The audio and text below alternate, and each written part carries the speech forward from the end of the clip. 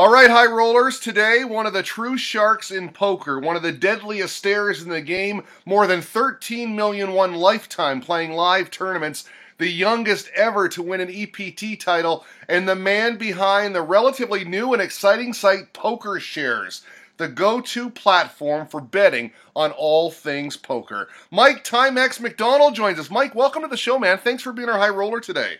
Yeah, thanks for having me, and that was quite the introduction. I appreciate it. Hey, listen, I could have gone on and on and on, man. Your stats are very impressive. Speaking of which, you recently, as I scanned the Hendon Mob database, you recently took down the High Roller event at the Party Poker Million North America in Montreal. Congratulations on that. Are you happy with the tournament scene in Canada? I know a lot of things are happening in Montreal. A lot of things are happening out west in Alberta. I know the cash games there are hot.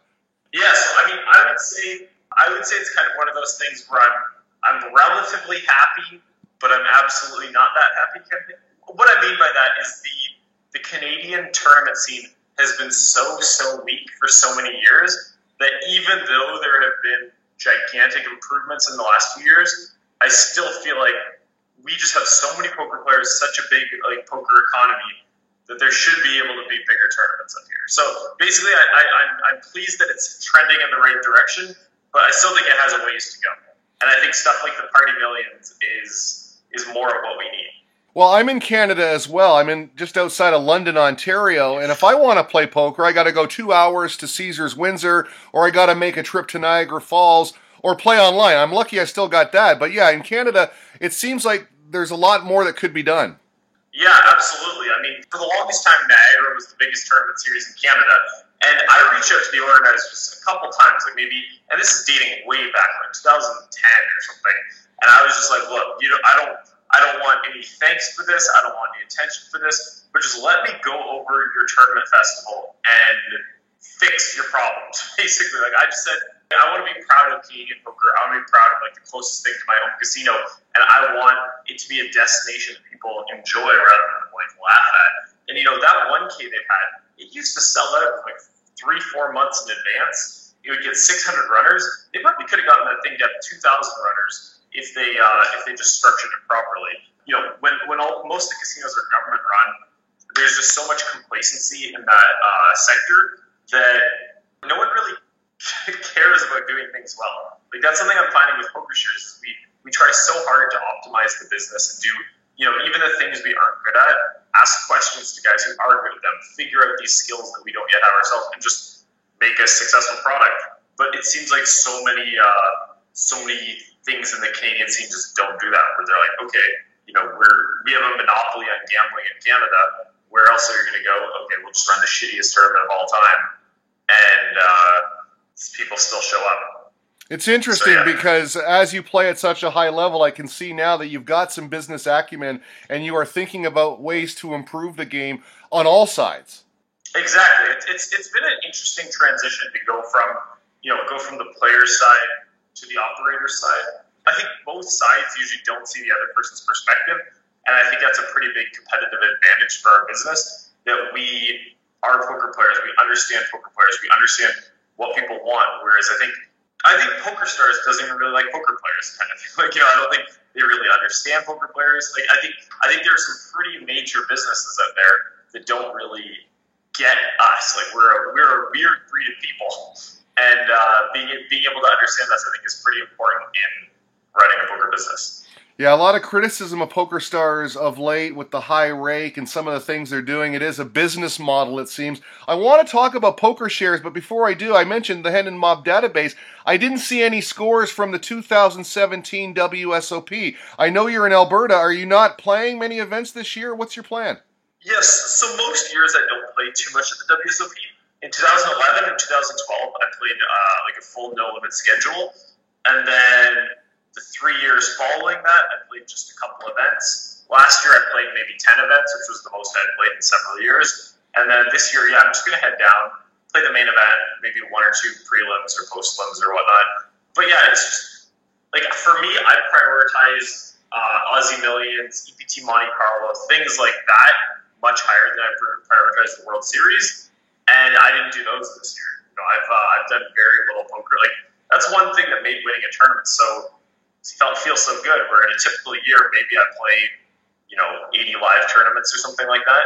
And then to win one in a year where I'm only going to play, 15, 20 live tournaments, it feels pretty good. Well, it's another title, as mentioned, to add to your impressive poker CV. So congratulations. I hope you keep playing, man. But I know you're focused on the business. We're going to talk about PokerShares.com. You just tweeted out, quote, "For years, I've thought WSOP markets are comical. Happy to finally put something out that gives poker fans better value than the lottery." Can you talk about that tweet? Yeah, exactly. So, basically, in the World Series main event, people's edges are massive. Like when I play in this tournament, I always just kind of, just sit there and laugh about how deep structures are, how big my edge is, how consistently I can guess people's exact hands. Like it's a very high edge game, and I feel like people who are building these lines, I feel like they know that it's a high edge game, but they have a lot of selective memory, and they just remember the year that IB final tabled it, remember the year that Negreanu went deep. It seems like they don't even understand what anything even close to the true odds are. Like I think odds will come out and it'll be like 50-1 odds against Phil Ivey winning, 60-1 odds against Negreanu winning and stuff. And it's the edge is massive, but it's not that massive. Kind of where if you take the best players in the field, most like bookmakers will give you maybe 100-1 odds, and we're giving a lot of the really elite players. We're giving 700-1 odds. Like the lowest is 400-1 odds. It's basically I think that betting the prices we have is a good bit better value than buying a lottery ticket. And I think if you were to literally bet outrights on our competitors, you bet $1, you get like 30 cents back. Our average thing maybe bet $1, get 85 cents back or something. Like it's not, we're running a business. We're not running a charity. But we wanted to make something where, hey, like if you just want to like have a sweat, it's one thing to want to sweat and know you're making a bad bet, but you don't want to make such a terrible bet that you're getting fleeced. And this is just, we thought was a good opportunity to put out a market where it's actually good rates. And, when your guy wins the main event, you actually get a sizable bidding. So I assume your involvement all derived from the emergence of the poker staking market. And I'm curious about poker staking because, I see on Twitter all the time people putting out their rates. Seems to me the people that are looking for staking are really maybe not the guys you want to bet on because, you want to bet on guys that don't need staking. You know what I mean? No, that's exactly it. We're the first platform that gives people the opportunity to stake the guy on an upswing. Like, a lot of guys, when they're playing their C game, they'll sell bigger pieces than when they're playing their A game. Like, when they're on an upswing, they're feeling good, they'll take a shot. And then when they're on a downswing, they're not playing so good, they'll sell off action. And so it just it leads to this sort of thing that almost guarantees that you only get below average investments. Whereas here, you take the guys who are crushing. Like let's say let's say David Bach. Like David Bach, like I'm not saying he's the best poker player in the world or anything like that, but he's absolutely killed at this World Series. He's got to be very happy with his game. And maybe most World Series you have a chance. Maybe you could buy a piece of David Bach before the World Series if you're a friend of a friend or something like that. I have no idea what his position is like or whatnot.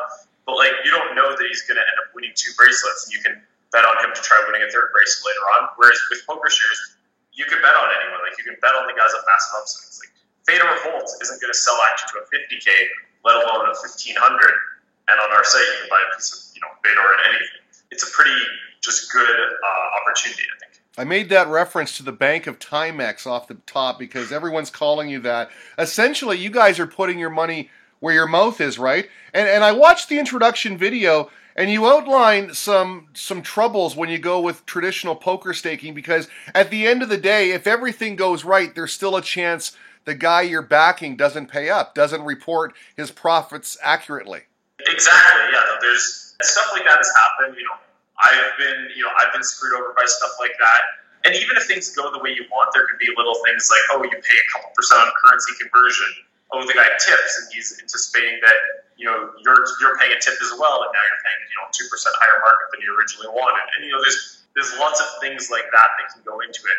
It's not just cost X dollars, pay out Y dollars, done and done. Money's in your account immediately. Or even just things, even if it goes smoothly, but the guy needs to wire, and then he has to fill up his tax information. You need to fill up his tax sheet, and then 3 months later you're getting paid, even though if you're getting the right amount, it's just way more of a hassle. Whereas if we just allow you to kind of keep a balance on the site, operate more like PokerStars or something like that, it's just simple. All right, so I checked out the website. It's a good-looking website. Again, PokerShares.com. Walk me through it. I see across the top you've got live poker, online poker, Twitch poker, and WSOP bets. Listen, I think Mike Matusow is playing very well these days. I think he's hot, and I really got a gut feeling he's going to win the main event. What do I do on PokerShares? Okay, so you'd click on either live poker or WSOP bets. So we have two things. We have the $10,000 WSOP main event, where you can buy action of people. Looks like Mike hasn't been added to this market yet, but then the other one is, which is a much larger market, has maybe 300 players instead of 50 players. You click Outright's $10,000 World Series main event. You scroll down to Mike Matusow. You can bet on him to finish in the money at 4.1 odds. And these are European style odds, so 4.1 means if you bet $1, you get $4.1 back, which means $3.10 profit, so plus 310. You can bet on him to final table at 150 odds, and you can bet on him to win at 1,250 odds. So, if you make a $1 bet, he wins the tournament, you get $1,250 back. See, that to me sounds like a steal because I've been watching his Twitter account. I see his results. He's playing very well, seems to be in the zone. So theoretically, I go to PokerShares.com. I can place a bet for him to cash the main event, to final table the main event, and then to win the main event. And let's say he goes deep. It's a fun sweat all the way around, isn't it, for the fan? Yeah, exactly. Be like, let's say you bet $100 on each of those or something. As soon as he gets in the money, you get your $410. And then when he makes the final table, you get your $15,000. And then, now you're really rooting, trying to win the $125K. Say he comes fourth place, you don't get the $125K, but you got the $15,400 from $410 from winning those other two bets. I make that sound a lot easier than it is. Like, I've never final tabled the World Series main.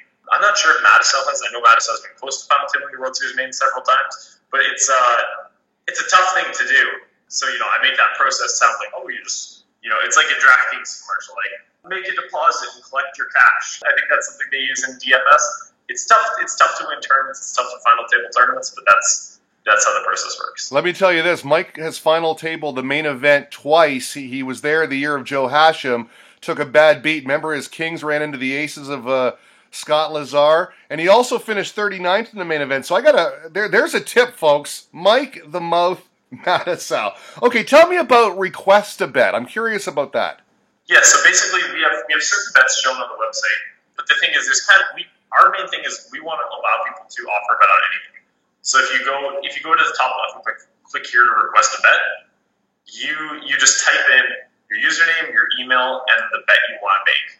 So you can type in if your username is Derek and your email is Derek@gmail.com, and your request is I want to bet on, I don't know, let's say I want to bet on Matusow to come top 50 in the World Series main event. Say he's got 2 top 50 finishes or something.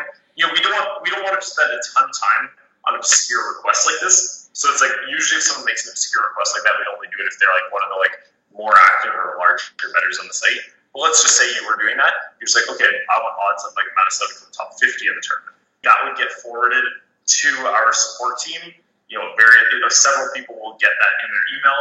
People will research it, handle it, and then respond back to the email address that you've sent. And it'll say, all right, Derek, you can bet on Mike Matusow to come top 50, and we will give 35 to 1 odds, or something like that. And then that's just how that process works. This really is your tagline. It's all about betting all things poker. I mean, you can do what you want on this site. If you've got an idea, just request it. And what is the support? I can attest to this, by the way. You guys get back quick because I requested this interview on Twitter and boom, I got my response. Same thing with support at PokerShares.com, I assume?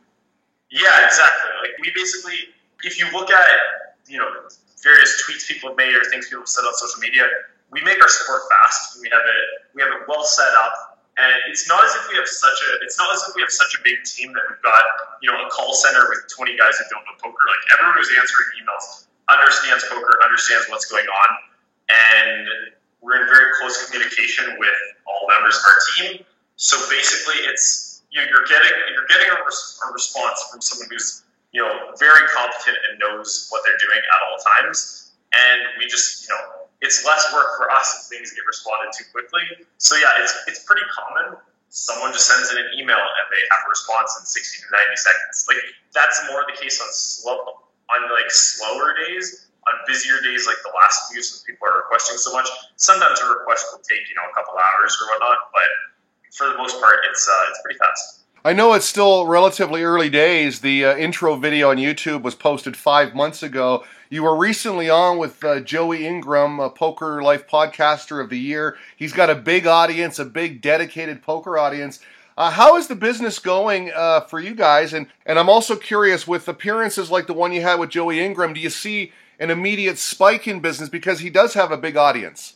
Yeah, no, there's always an immediate spike where it's as far as new signups and also old signups who take another look at the website. I would say the biggest issue with our business compared to a normal sportsbook is that our bets are so volatile that it leads to more necessity to redeposit. Let's just say hypothetically, let's just say you like betting on basketball and your team usually wins about half the time. You put money on the site, and then 50% of the time you lose, you need to redeposit.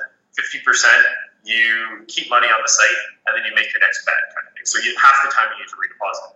Well, now let's say you want to bet on someone to finish in the money, and they're only getting in the money 20% of the time. Well, now 80% of the time you need to redeposit, and then 20% of the time you have the balance on the site. So what that means is I think one of the advantages that a traditional sportsbook would have over us is as far as positive and negative reinforcement cycles. Like our business tends to lead to some negative reinforcement cycles where it's like, okay, put $50 online. Like let's just say you put money on the site 8 times. One time you put $50 online, turned it into 500, cashed at 500, and then the other 7 you put $50 online and lost it. Across those 8 experiences, you made $100, but you remember losing money 7 times and winning money 1 time. Right. So I think that it does lead to some negative reinforcement cycles more so than something that's at less steep of odds. And as a result of that, we have a lot of people who like the concept of our business, make a few deposits, and then they're like, I'm sick of transferring my Skrill money onto PokerShares. So then maybe they go away from the site for 4 weeks, and then I'm on the Joe Ingram podcast. They watch the Joe Ingram podcast, take a look at the site, and then go back to redepositing kind of thing. So I think that is one of the sort of fundamental things that's good about any sort of exposure opportunities. Is it's just a reminder to our existence. I don't think too many guys see this, haven't heard of PokerShares like, oh, I have to go start betting thousands of dollars. But like for our users, it's just a reminder. Hey, there's new stuff going on here. New deposit methods. We're actually, I'll spoil this. We haven't really said this anywhere. We're adding a deposit bonus. The plan is for it to be implemented in 8 days. Hopefully things go according to plan. Maybe it'll take more like a week and a half. We just constantly have new things going on. So when it's just like, oh, look, World Series main events around the corner. Oh, the 50K is around the corner. Oh, now we have a deposit bonus. There's a lot of things that are just, minor to major improvements to our business that just getting the word out there helps a lot. Well, there you go, folks. You heard it here first. A deposit bonus coming soon to PokerShares.com. On a personal note, how have you found the transition from playing to this side of it, the business side with all the spreadsheets and all the decision-making? What do you think? So I've always been a pretty mathematical guy. Pre-poker, my plan was always to become an actuary, and this is pretty reasonable, I guess. Not a more natural transition than I would have thought. I'd say the strangest transition to me is just having to do anything. That sounds weird, but I've never had like a real job. And with poker, it's like if you wake up and you don't want to play, you just don't play. Like there aren't many jobs where you can just choose if you go into work kind of thing. And for me, I love poker, so I've never really taken that many days off when I'm free and expected to play. But it is a weird thing where it's like, if I wake up, I have 4 missed text messages. I can choose whether to respond to those or not. 95% of the time I will, but sometimes I'll just delay and respond in the afternoon or whatnot. But this is one of the first times in my life as you wake up and you're like, okay, I have 4 missed emails. Let's respond to those emails. So for 99% of the world, this wouldn't feel like that big of a change. But for sure, the biggest change is just having real responsibilities that have consequences to people more than just myself. Wow, it's amazing, man. I really appreciate your time today. I'd be remiss if I didn't ask you. I mentioned off the top about your poker stare. Just one sentence. I know you've been asked many times about it. Is that something that you developed, or is it just something that happened? Yeah, so I mean, I think I had probably been doing it for like 6 months before even realizing just how aggressively I was staring. Basically, my whole thing was I always felt my reads on opponents were much stronger in hands that I wasn't involved in than the hands I was involved in, because I was so focused on not giving anything away myself. And then as I was watching a little more televised poker, due to both super high rollers starting to exist, I think around 2011, and then also coaching my friend Pius Hines for the World Series main event, I just did a lot more of actually watching poker on TV, seeing things up close at a high resolution, and seeing how much more there is to be given away when you can see a guy's face like on a 60-inch screen. Like basically the more up close you are, the more you're focused, the more that you can see people are giving away.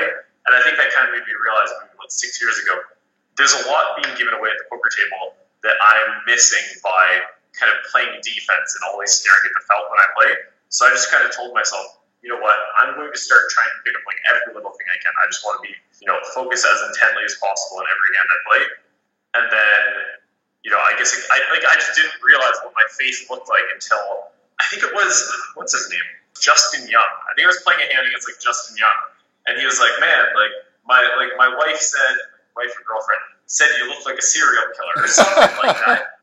And I've been doing this for months, and I never stopped. I thought it was like a kind of a joke, but that was the first person who ever really sort of commented on it. And then I sort of realized that a couple of my tournaments I did well and got on TV. And I'm like, damn, I do look much more serious than I realized. So I basically just was as focused as I could be, and I had no idea how my face looked, kind of thing. So I don't know, maybe a kind of lack of self-awareness or something going on. But yeah, I just had no idea. Well, when it comes to poker stares, it's right there at the top of the list. Man, I'm a big poker junkie, a big fan, and this has been a real thrill. One of the best, folks, a new venture, PokerShares.com, @PokerShares on Twitter. You want to get in contact with them, it's support@PokerShares.com. Mike Timex McDonald, thank you so much for your time, man. Really appreciate it. All right, thanks for having me on the show. Take care, Derek.